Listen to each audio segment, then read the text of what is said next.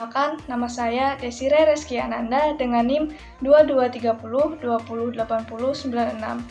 Baik, ini adalah hasil tugas video terminologi dari Dr. Gigi Sinta Nugrani M.Biomed yang telah dikerjakan oleh kelompok 5. Setelah ini ada perkenalan dari masing-masing anggota kelompok 5.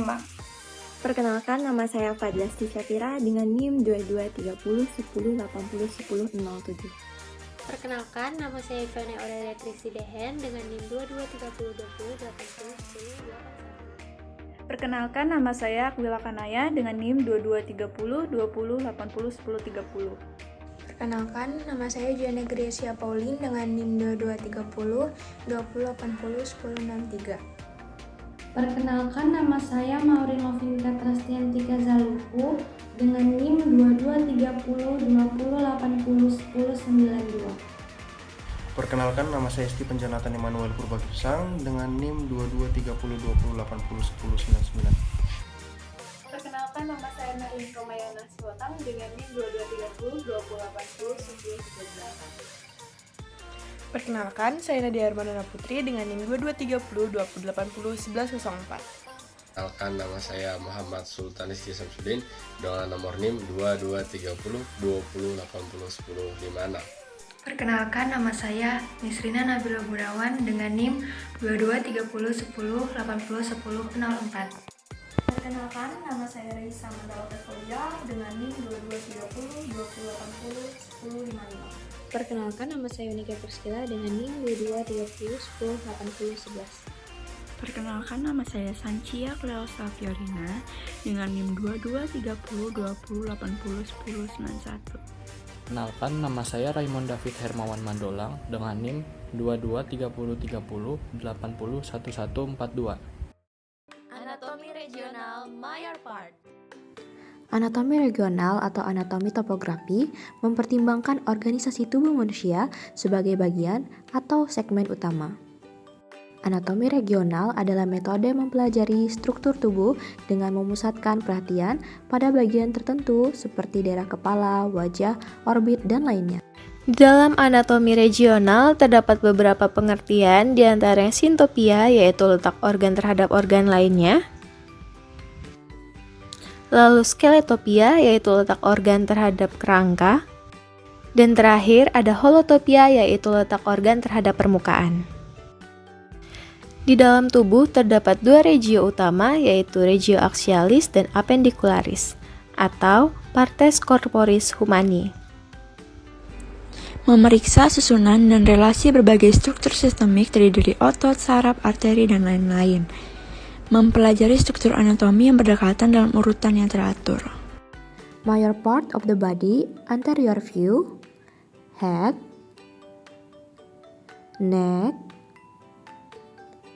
upper limb sinistra, upper limb dextra, thorax, abdomen, pelvis, lower limb, posterior view, head, upper limb, back, lower limb. Anterior thigh region, posterior thigh region, anterior leg region, anterior thoracic ankle region, foot region. Selanjutnya ada regions of lower limb posterior view. Gluteal region, posterior thigh region, posterior knee region, posterior leg region, posterior talocrural region, foot region. Plans of anatomy. Median plane merupakan garis vertikal yang ditarik dari bagian tubuh atas sampai dengan bagian bawah tubuh yang memisahkan tubuh menjadi sisi kanan dan kiri.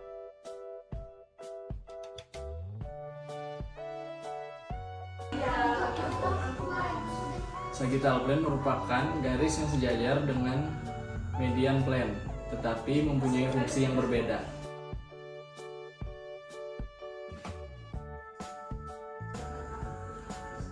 Median plane of hand adalah garis vertikal yang berada di tengah-tengah tangan yang membagi antara ruas kanan dan kiri tangan.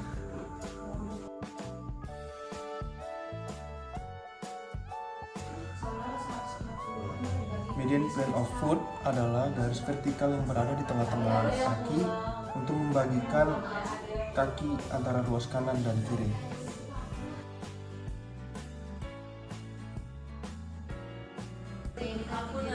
Frontal atau coronal plane merupakan garis vertikal yang memisahkan bagian tubuh depan yaitu anterior dan bagian tubuh belakang yaitu posterior.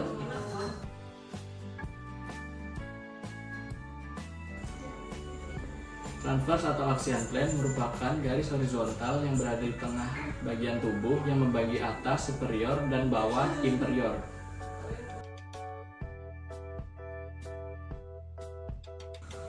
Frontal atau coronal plane of feet adalah sebuah garis horizontal yang membagi bagian kaki menjadi bagian depan yaitu anterior dan bagian belakang yaitu posterior.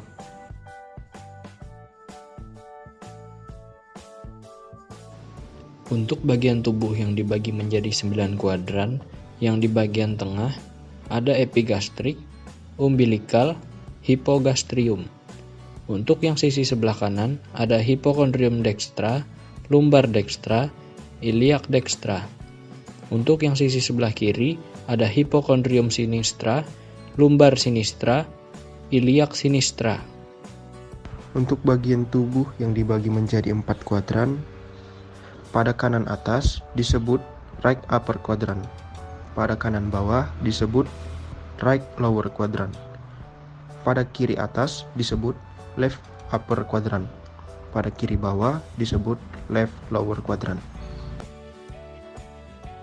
Dari bidang-bidang yang telah diketahui sebelumnya, akan menghubungkan kita ke berbagai macam jenis potongan yang sangat diperlukan di dalam anatomi.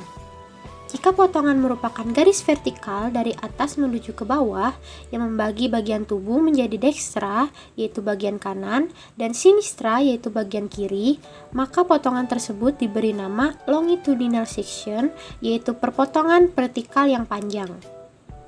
Apabila potongan tersebut merupakan garis horizontal yang membagi bagian tubuh menjadi superior yaitu bagian atas dan inferior yaitu bagian bawah, maka potongan tersebut diberi nama transverse section. Kemudian, apabila potongan tersebut miring, maka potongan tersebut akan diberi nama oblique section.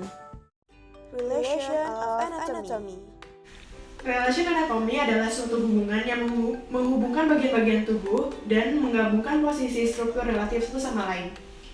Relation anatomy terbagi menjadi yang pertama ada superior dan inferior, yang kedua ada medial dan lateral, yang ketiga ada cranial dan caudal, yang keempat ada distal dan proximal. Superior dimulai dari bagian tengah tubuh menuju kepala atau atas, sedangkan inferior dimulai dari bagian tengah tubuh menuju kaki atau bawah. Cranial merupakan daerah yang mendekati kepala, sedangkan caudal merupakan daerah yang menjauhi dari kepala. Medial adalah bagian yang mendekati sumbu tengah tubuh, sedangkan lateral adalah bagian yang menjauhi sumbu tengah tubuh. Proximal adalah bagian yang mendekati pangkal tubuh, sedangkan distal adalah bagian yang menjauhi pangkal tubuh. Contohnya pada tangan, ini adalah bagian proksimal dan ini adalah bagian distal. Contoh pada kaki, ini adalah bagian proksimal dan ini adalah bagian distal. Motion of anatomy. Pada pusat pergerakan dehid, apabila tangan lurus ke depan dan kaki lurus ke depan dinamakan fleksi, dan dinamakan ekstensi apabila tangan dan kaki lurus ke belakang serta diluruskan kembali ke posisi awal. Lanjut pada pusat pergerakan dempoid, apabila kita tekuk pada posisi kubital, jika tangan menekuk ke depan dinamakan fleksi, sedangkan jika kembali dinamakan ekstensi. Apabila pada kaki terjadi pada popliteal, jika ke belakang dinamakan fleksi, sedangkan kembali dinamakan ekstensi. Lanjut pada posisi badan, apabila menunduk dinamakan fleksi, sedangkan apabila ke belakang dinamakan ekstensi. Lanjut, pada pergerakan jari tangan, apabila ke arah punggung tangan dinamakan ekstensi, sedangkan kepada ventral atau palmar dinamakan fleksi. Apabila menutup jari jemari dinamakan fleksi, dan jika membuka dinamakan ekstensi. Pada ibu jari dan jari kelingking digabungkan dinamakan oposisi, apabila dikembalikan ke posisi awal dinamakan reposisi. Lanjut, pada arah telapak tangan, jika palmar menghadap ke atas dinamakan supinasi, sedangkan pada arah punggung tangan dinamakan pronasi. Berdasarkan radio-ulnar joints atau kubital, yakni os radial dan os ulnar. Lanjut, apabila jari kita buka, kita namakan abduction. Apabila jari menutup kembali, dinamakan adduction. Apabila mendekati garis medial, dinamakan medial abduction. Apabila menjauhi, dinamakan lateral abduction. Lanjut, pada pergerakan jari jempol, apabila membuka keluar, dinamakan abduction. Apabila menutup atau mendekati segmen medial, dinamakan adduction. Lanjut, apabila jempol membuka dinamakan ekstensi, apabila jempol melipat dinamakan fleksi. Selanjutnya, gerakan sendi pada bidang frontal, yaitu abduksi, menggerakkan anggota gerak menjauhi bagian tengah tubuh atau disebut lateral. Dan aduksi, menggerakkan anggota gerak mendekati bagian tengah tubuh atau disebut medial. Gerakan sendi pada bidang tubuh gabungan atau disebut multiplanar, yaitu sirkumduksi gabungan dari fleksi, abduksi, ekstensi, dan aduksi yang menciptakan gerakan melingkar pada ibu jari. Lanjut, gerakan sendi pada bidang sagital. Dorsofleksi, menggerakkan telapak kaki ke arah depan atau atas. Lalu, plantar fleksi, kebalikan dari dorsofleksi, yaitu menggerakkan telapak kaki ke bawah atau belakang. Gerakan sendi pada bidang frontal, yaitu inversi, menggerakkan sendi kaki ke arah dalam, dan eversi, menggerakkan sendi ke arah luar. Fleksi lateral melibatkan menekuk bagian tubuh, terutama batang tubuh, dan leher ke arah samping. Selanjutnya, yaitu elevasi, menggerakkan tulang belikat ke atas atau disebut superior, dan depresi, menggerakkan tulang belikat ke bawah atau disebut inferior. Selanjutnya, pada dagu, itu juga bisa bergerak berdasarkan temporomandibular joint atau TMJ. Kalau memajukan rahang bawah atau mandibula namanya retrusi. Sedangkan menarik ke belakang namanya protusi. Yang terakhir yaitu pergerakan daerah skapula, deltoid. Tangan diangkat ke depan namanya protraksi.